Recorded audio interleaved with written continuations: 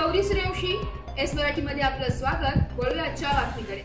गणेश भक्तांचे श्रद्धास्थान असलेल्या श्री क्षेत्र गणेश खेडगाव येथील देवस्थान असलेल्या स्वयंभू गणपती मंदिरात अंगारकी चतुर्थीचे औचित्य साधून कळवण तालुक्यातील व परिसरातून अनेक भक्तांची दर्शनासाठी मोठी गर्दी झाली होती।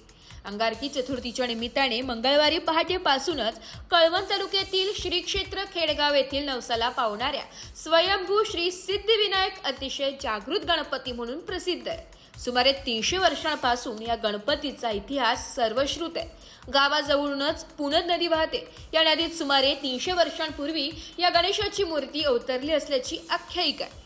खेडगावी पूर्वी साथीच्या आजाराने थैमान घातलं होतं, परंतु श्रींची मूर्ती अवतरल्यानंतर साथींचे आजार नियंत्रणात आल्याचं ग्रामस्थांचं म्हणणं आहे। श्रींची मूर्ती अवतरल्यानंतर गावकऱ्यांनी एका कौलारू घरात त्या मूर्तीची स्थापना केली होती।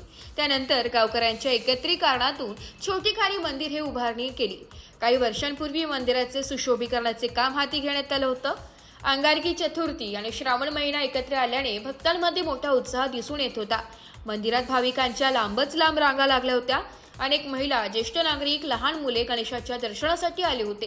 अंगारकी निमित्त कळवण तालुक्यासह इतर अनेक ठिकाणाहून गणेश भक्तांची गर्दी दिसून आली।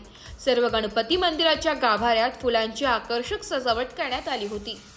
एस मराठी न्यूज साठी महेश कुवर, कळवण।